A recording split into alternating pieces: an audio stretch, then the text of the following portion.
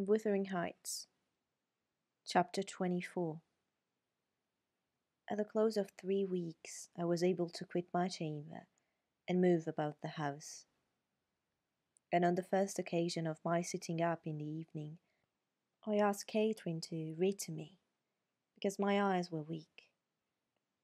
We were in the library, the master having gone to bed. She consented rather unwillingly, I fancied, and imagining my sort of books did not suit her, I bid her please herself in the choice of what she perused. She selected one of her own favourites, and got forward steadily about an hour. Then came frequent questions. "Ellen, are you not tired? Hadn't you better lie down now? You'll be sick, keeping up so long, Ellen." "No, no, dear, I'm not tired," I returned continually. Perceiving me immovable, she essayed another method of showing her disrelish for her occupation. It changed to yawning and stretching and, "Ellen, I'm tired."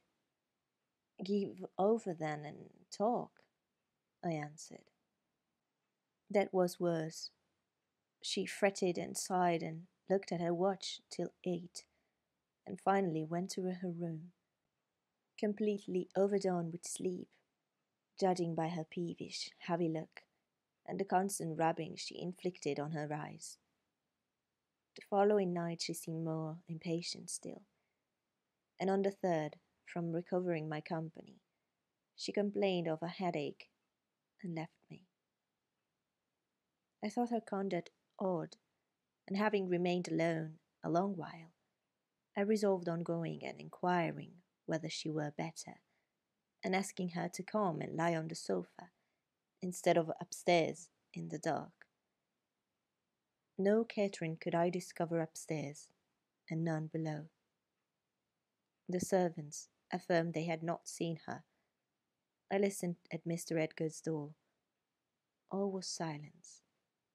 I returned to her apartment, extinguished my candle, and seated myself in the window. The moon shone bright.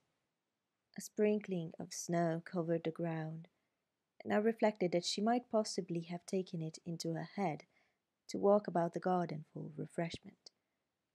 I did detect a figure creeping along the inner fence of the park, but it was not my young mistress. On its emerging into the light, I recognized one of the grooms. He stood a considerable period, viewing the carriage road through the grounds, then started off at a brisk pace, as if he had detected something, and reappeared presently, leading Mrs. Pony, and there she was, just dismounted and walking by its side. The man took his charge stealthily across the grass towards the stable. Cathy entered by the casement window of the drawing-room, and glided noiselessly up to where I waited her. She put the door gently to, slipped off her snowy shoes, untied her hat, and was proceeding, unconscious of my espionage, to lay aside her mantle, when I suddenly rose and revealed myself. The surprise petrified her an instant. She uttered an inarticulate exclamation and stood fixed. "My dear Miss Catherine," I began, too vividly impressed by her recent kindness to break into a scold, "where have you been riding out at this hour? And why should you try to deceive me by telling a tale? Where have you been? Speak." "To the bottom of the park," she stammered. "I didn't tell a tale." "And nowhere else?" I demanded. "No," was the muttered reply. "Oh, Catherine," I cried sorrowfully, "you know you have been doing wrong, or you wouldn't be driven to uttering an untruth to me. That does grieve me. I'd rather be 3 months ill than hear you frame a deliberate lie." She sprang forwards and, bursting into tears, threw her arms round my neck. "Well, Ellen, I'm so afraid of you being angry," she said. "Promise not to be angry, and you shall know the very truth. I hate to hide it." We sat down in the window seat. I assured her I would not scold, whatever her secret might be, and I guessed it, of course. So she commenced. "I've been to Wuthering Heights, Ellen, and I've never missed going a day since you fell ill, except thrice before and twice after you left your room. I gave Michael books and pictures to prepare Minnie every evening, and to put her back in the stable. You mustn't scold him either.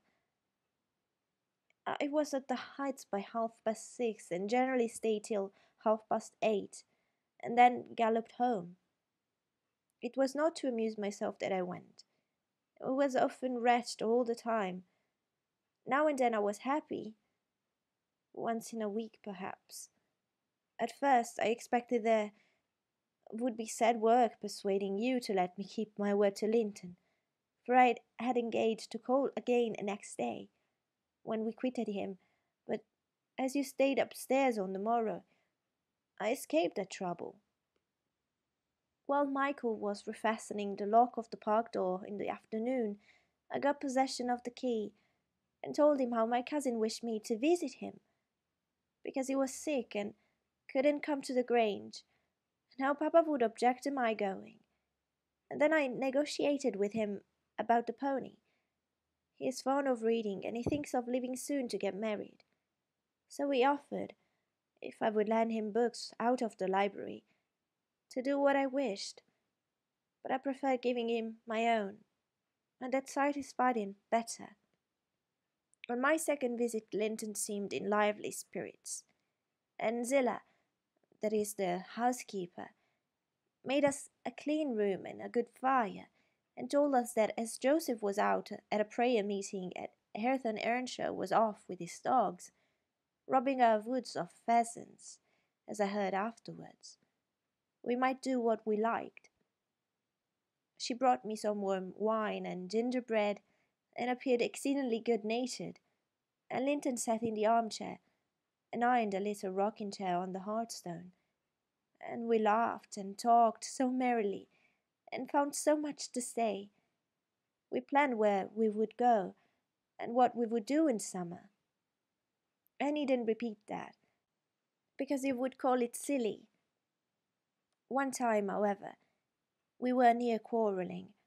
He said the pleasantest manner of spending a hot July day was lying from morning till evening on a bank of heath in the middle of the moors, with the bees humming dreamily about among the bloom, and the lark singing high up overhead, and the blue sky and bright sun shining steadily and cloudlessly. That was his most perfect idea of heaven's happiness. Mine was rocking in a rustling green tree, with a west wind blowing, and bright white clouds flitting rapidly above, and not only larks, but throstles, and blackbirds, and linnets, and cuckoos pouring out music on every side, and the moors seen at a distance, broken into cool dusky dales, but close by, great swells of long grass undulating in waves to the breeze, and woods and sounding water, and the whole world awake and wild with joy. We wanted all to lie in an ecstasy of peace. I wanted all to sparkle and dance in a glorious jubilee. I said his heaven would be only half alive, and he said mine would be drunk. I said I should fall asleep in his, and he said he could not breathe in mine, and began to grow very snappish. At last we agreed to try both, as soon as the right weather came, and then we kissed each other and were friends. After sitting still an hour, I looked at the great room with its smooth, uncarpeted floor, and thought how nice it would be to play in, if we removed the table, and I asked Linton to call Zillah in to help us, and we've had a game at blind man's buff. She should try to catch us. You used to, you know, Ellen, He wouldn't. There was no pleasure in it, he said, but he consented to play at ball with me. We found two in a cupboard, among a heap of old toys, tops and hoops and battledores and shuttlecocks. One was marked C, and the other H. I wished to have the C, because that stood for Catherine, and the H might be for Heathcliff, his name, but the brand came out of H, and Linton didn't like it. I beat him constantly, and he got cross again and coughed, and returned to his chair. That night, though, he easily recovered his good humour. He was charmed with 2 or 3 pretty songs. Your songs, Ellen. And when I was obliged to go, he begged and entreated me to come the following evening. And I promised. Minnie and I went flying home as light as air, and I dreamt of Wuthering Heights and my sweet, darling cousin till morning. On the morrow I was sad, partly because you were poorly, and partly that I wished my father knew and approved my excursions. But it was beautiful moonlight after tea, and as I rode on, the gloom cleared. I shall have another happy song, I thought to myself, and what delights me more, my pretty Lytton will. I trotted up their garden, and was turning round to the back, when that fellow Earnshaw met me, took my bridle, and made me go in by the front entrance. He patted Minnie's neck, and said she was a bonny beast, and appeared as if he wanted me to speak to him. I only told him to leave my horse alone, or else it would kick him.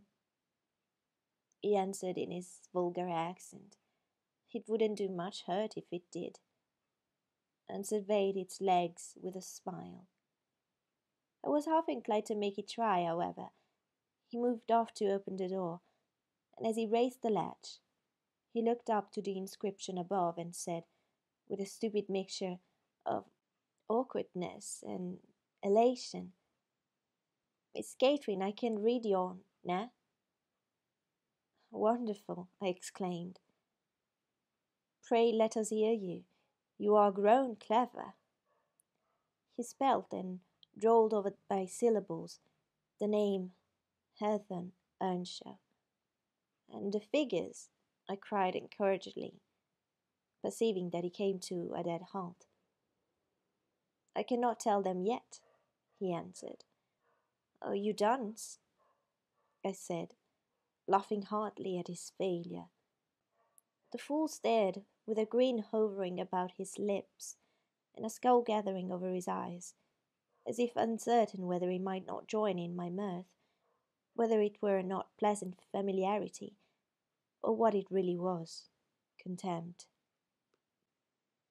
I settled his doubts by suddenly retrieving my gravity and desired him to walk away, for I came to see Linton, not him. He reddened, I saw that by the moonlight, dropped his hand from the latch, and skulked off, a picture of mortified vanity. He imagined himself to be as accomplished as Linton, I suppose, because he could spell his own name, and was marvellously discomfited that I didn't think the same. Stop, Miss Catherine, dear, I interrupted. I shall not scold, but I don't like your conduct there. If you had remembered that Hareton was your cousin as much as Master Heathcliff, you would have felt how improper it was to behave in that way. At least it was praiseworthy ambition for him to desire to be as accomplished as Linton, and probably he did not learn merely to show off. You had made him ashamed of his ignorance before, I have no doubt, and he wished to remedy it and please you. To sneer at his imperfect attempt was very bad breeding. Had you been brought up in his circumstances, would you be less rude? He was as quick and as intelligent a child as ever you were, and I'm hurt that he should be despised now, because that base Heathcliff has treated him so unjustly. Well, Ellen, you won't cry about it, will you? She exclaimed, surprised at my earnestness. But wait, and you shall hear if he can't his ABC to please me, and if it were worthwhile being civil to the brute. I entered. Linton was lying on the settle, and half got up to welcome me. I'm ill tonight, Catherine, love, he said, and you must have all the talk, and let me listen. Come and sit by me. I was sure you wouldn't break your word, and I'll make you promise again before you go. I knew now that I mustn't tease him, as he was ill, and I spoke softly and put no questions, and avoided irritating him in any way. I had brought some of my nicest books for him. He asked me to read a little of one, and I was about to comply when Earnshaw burst the door open, having gathered venom with reflection. He advanced direct to us, seized Linton by the arm, and swung him off the seat. Get to thy own room, he said in a voice almost inarticulate with passion, and his face looked swell and furious. Take her there if she comes to see thee. Thou shalt keep me out of this. Begone with you, Bud. He swore at us and left Linton no time to answer, nearly throwing him into the kitchen, and he clenched his fist as I followed, seemingly longing to knock me down. I was afraid for a moment, and I let one volume fall. He kicked it after me and shut us out. I heard a malignant, cracky laugh by the fire, and turning, beheld that odious Joseph, standing, rubbing his bony hands and quivering. Oh, you're sure he'd serve ye yet. He's a grand lad. He's getting to a right spirit in him. He knows, he knows, as well as I do, who's the better master yonder. He made ye skift properly. Where must we go? I asked of my cousin, disregarding the old wretch's mockery. Linton was white and trembling. It was not pretty then, Helen. Oh no, it looked frightful, for his thin face and large eyes were wrought into an expression of frantic, powerless fury. He grasped the handle of the door and shook it. It was fastened inside. If you don't let me in, I'll kill you. If you don't let me in, I'll kill you. He rather shrieked, then said, Devil! Devil, I'll kill you! I'll kill you! Joseph uttered his croaking laugh again. There, that's the father, he cried. That's the father. We've a last summat our other side in us. Never heed, Hareton lad. Do not be feared. He cannot get at thee. I took hold of Linton's hands and tried to pull him away, but he shrieked so shockingly that I dared not proceed. At last his cries were choked by a dreadful fit of coughing. Blood gushed from his mouth, and he fell on the ground. I ran into the yard, sick with terror, and called for Zillah as loud as I could. She soon heard me. She was milking the cows in a shed behind the barn, and hurrying from her work, she inquired what there was to do. I hadn't breath to explain. Dragging her in, I looked about for Linton. Earnshaw had come out to examine the mischief he had caused, and he was conveying the poor thing upstairs. Zillah and I ascended after him, but he stopped me at the top of the steps and said I shouldn't go in. I must go home. I exclaimed that he had killed Linton, and I would hunt her. Joseph locked the door and declared I should do not seek stuff, and asked me whether I were born to be as mad as him. I stood crying till the housekeeper reappeared. She affirmed he would be better in a bit, but he couldn't do with that shrieking and din, and she took me and early carried me into the house. Helena was ready to tear my hair off my head. I sobbed and wept so that my eyes were almost blind, and the ruffian you have such sympathy with stood opposite, presuming every now and then to bid me whist, and denying that it was his fault, and finally frightened by my assertion that I would tell Papa, and that he should be put in prison and hanged, he commenced blubbering himself, and hurried out to hide his cowardly agitation.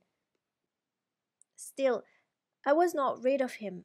When at length they compelled me to depart, and I had got some 100 yards of the premises, he suddenly issued from the shadow of the roadside and checked Minnie, and took hold of me. "Miss Catherine, I'm ill grieved," he began, "but it's rather too bad. I gave him a cut with my whip, thinking perhaps he would murder me. He let go, thundering one of his horrid curses, and I galloped home, more than half out my senses. I didn't bid you good night that evening, and I didn't go to Wuthering Heights the next. I wished to go exceedingly, but I was strangely excited, and dread to hear that Linton was dead sometimes, and sometimes shuddered at the thought of encountering Hareton. On the third day I took courage at least. I couldn't bear longer suspense, and stole off once more. I went at 5 o'clock, and walked fancying I might manage to creep into the house and up to Linton's room unobserved. However, the dogs gave notice of my approach. Zillah received me, and saying the lad was mending nicely, showed me into a small, tidy, carpeted apartment, where to my inexpressible joy I beheld Linton laid on a little sofa, reading one of my books. But he would neither speak to me nor look at me through a whole hour, Ellen. He has such an unhappy temper, and what quite confounded me, when he did open his mouth, it was to utter the falsehood that I had occasioned the uproar, and Hareton was not to blame. Unable to reply except passionately, I got up and walked from the room.